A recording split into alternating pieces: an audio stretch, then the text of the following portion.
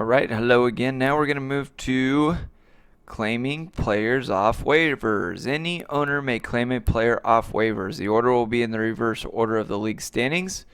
Once you can claim the player off waivers, you have to pay a flat 50-cent fee or contract to the player you have claimed before he can play. Once the player is on your team, you can extend his contract during either of the arbitration periods. And if not, then the player will enter restricted free agency period and then free agency.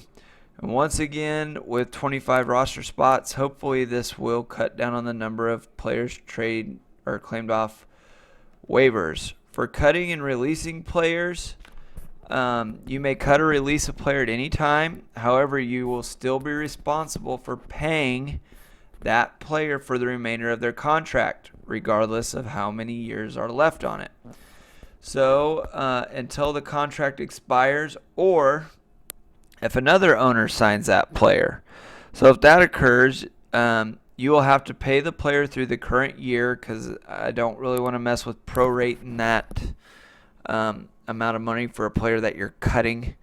Along with the owner of the player's new team, will pay the contract for the remainder of the season after claiming them off the waivers. So here's another hypothetical example.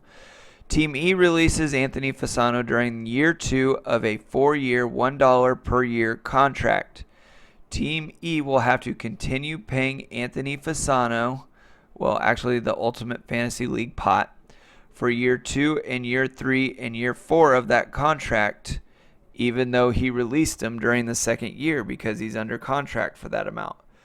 However, if Team F comes along and wants to claim Anthony Fasano during the second year of the contract, Team E will no longer have to pay the remaining contract for years 3 and 4 for Fasano of the original contract they offered him, or they signed him to. So Team F must now pay the 50-cent claim fee to get Fasano on his team, and then Team F can extend them through arbitration, or Fasano will then hit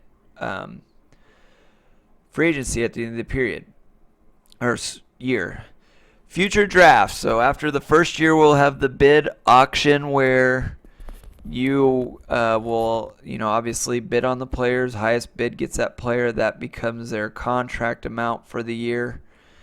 And then after the first year, obviously we're going to have rookies coming out of college. So following each season, we'll have a 3-round draft for incoming rookies entering the NFL. And this will probably have to occur offline. I'm thinking maybe Skype or some type of messaging system. I don't know. I'm up for any type of suggestions on that. It'll be in reverse order of the standings from the previous year, and the day of the draft will be determined.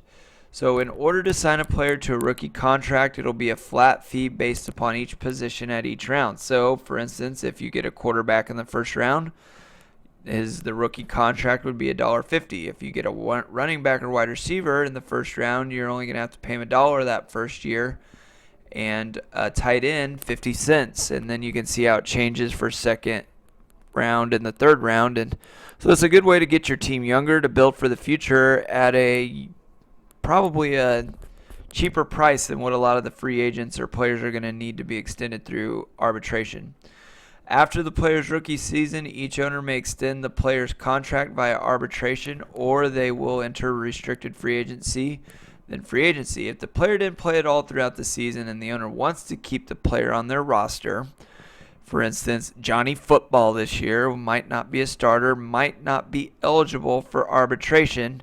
Just like with an injured player at the ending year of his contract, you can just roll that rookie amount over to their second year. So here's an example. Team G drafts Tyler Lockett in the second round of the draft, signs him to a 1-year 50-cent rookie contract.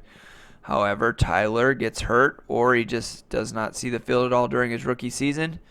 The owner of Team G wants to keep Tyler Lockett, since Lockett's not arbitration eligible because he has no points.